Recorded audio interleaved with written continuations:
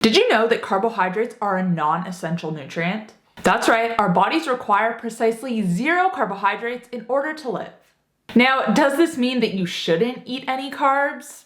No, not necessarily. But it does mean that they maybe shouldn't be as large a part of our diet as they are, especially with people who have weight to lose. So in today's video, we're going to be going over why exactly carbohydrates are considered to be a non-essential nutrient, why this doesn't necessarily mean you should stop eating them altogether, and who can benefit from eating more or less of them. So let's take it back to the start by defining what an essential nutrient is. Because whenever I say that carbohydrates are non-essential, people are ready to fight. But by the scientific definition, carbohydrates are non-essential. This isn't just me saying that they're essential or non-essential. This is the definition. In order to be classified as an essential nutrient, our body either needs to A, not create any of it at all, or not create it in sufficient amounts. This means that we need to get it from our diet because our bodies can't produce enough of it on their own. Examples of essential nutrients include certain amino acids such as lysine, fatty acids like the omega-3s, and minerals such as sodium. On the other hand, non-essential nutrients are nutrients that our bodies can create. So there are certain amino acids, which is protein, that are non-essential. There are certain fats that are also non-essential. And like I said before, every single carbohydrate is non-essential. Now, one common misconception and a question that I know I'm going to get in the comment section is, do our brains require carbs? The truth is, our brains require some level of glucose, which is a type of carbohydrate, but they can also use ketones, which are created from fat metabolism. However, once again, because our bodies can create glucose out of other substances, we don't need to get it from our diet, and it's non-essential. Our bodies can produce adequate glucose from proteins and fats through a process called gluconeogenesis. This means that while carbohydrates can be a quick source of energy, they aren't necessary for survival. And most people, unless you're an athlete or an avid exerciser, you don't require this fast energy that carbohydrates provide. Gluconeogenesis creates enough glucose for your needs. This process is designed to create enough glucose to keep our brain and our other organs functioning, even when carbohydrates in the diet are low, or even if you're not consuming any at all. The fact that this mechanism is in place and the fact that it is so efficient is the reason why carbohydrates are non-essential. Now, I know at this point it might seem like I'm anti-carb, but I can assure you I'm not. Just because carbohydrates are non-essential doesn't necessarily mean we need to eliminate them entirely. They can be beneficial for certain individuals and certain situations. For example, athletes or those engaged in high-intensity exercise may benefit from the quick energy boost that carbohydrates provide. This is because high-intensity activities rely heavily on glycogen, which is stored in our muscles and our liver and is quickly replenished by carbohydrates. Fat takes longer to break down and use for energy, so it's not ideal for people with exercise performance goals. But it is a great fuel source for the everyday person who doesn't have these needs and is looking for steady energy throughout the day, or for people who do endurance sports.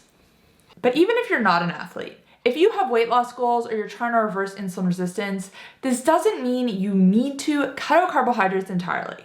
But reducing them can help significantly, and here's why.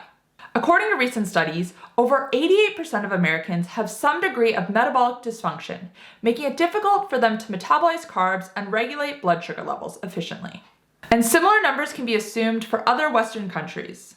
Signs of poor metabolic health, even if you're not overweight, include skin tags, high triglycerides, low HDL cholesterol, and storing fat around your midsection. For these individuals, reducing carbohydrates, or at least being smart about them, can improve metabolic health. This means focusing on nutrient-dense, low-carb, high-protein and fat foods that support stable blood sugar levels. But let's explore what metabolic dysfunction actually means, so we can understand this a bit more. Metabolic dysfunction is essentially the same thing as insulin resistance, which is the cause of prediabetes, type 2 diabetes, PCOS, and so many other common modern-day illnesses.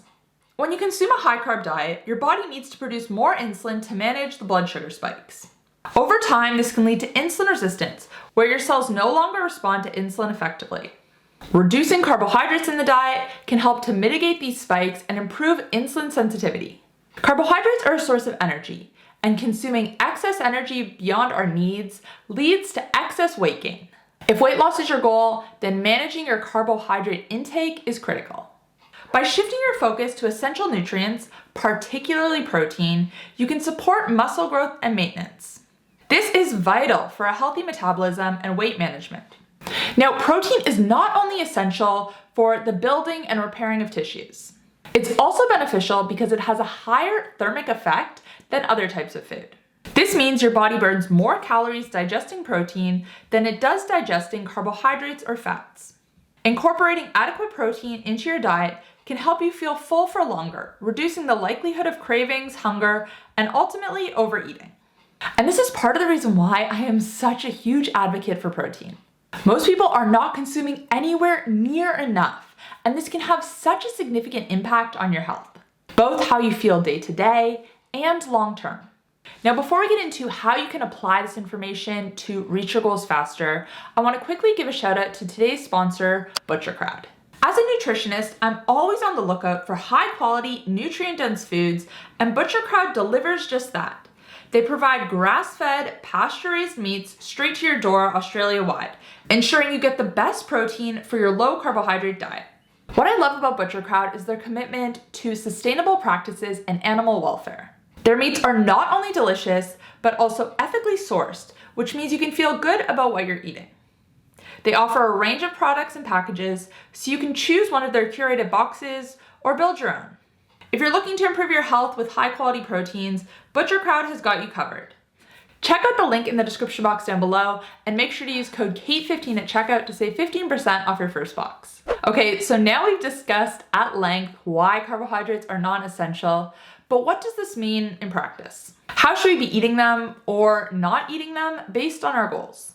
So let's start with the basics. The number one priority that everyone should have, no matter your goals, is to be eating mainly whole foods. Quality animal protein should be at the center of this, at least 30 grams of protein at every single meal. And let me tell you, most people are nowhere near this, especially women. We absolutely do not consume enough protein. And not consuming enough protein, as I mentioned earlier, can lead to frequent cravings, hunger, low energy, and so many other side effects. When we haven't eaten enough protein, we're hungrier because we need that protein to build and repair our tissues. Once you've got the protein covered, from there you're going to fill your plate with vegetables, fruit, nuts, and seeds, and healthy cooking oils, such as coconut oil, ghee, tallow, butter, and olive oil. You want to be avoiding processed foods as often as you can. Now, if you do this, if you eat mainly all whole foods, you are going to be eating a low to moderate carbohydrate diet by default. And this is fantastic if you have weight loss goals or if you're working to reverse insulin resistance and manage your blood sugar. And again, if you're hitting your protein target, you're gonna have less cravings, so this is gonna be even easier. Now, if you want to take it one step further, you can reduce your starchy carbs and high sugar fruit. This is going to bring down your total carbohydrate intake even lower, and you're gonna see faster results. But on the other hand, if you are metabolically healthy and if you have exercise or sports performance goals, then you want to increase your carbs. Targeting them around exercise is going to be beneficial. Because remember, carbs are a fast energy source. It takes longer to break down and use fat. If you're metabolically healthy, then your insulin sensitivity is going to be higher. You can process and regulate carbs and blood sugar more efficiently. So you can get away with and even benefit from a few more carbs. So, in conclusion, carbohydrates are a non-essential nutrient and they shouldn't be the focal point of our diet.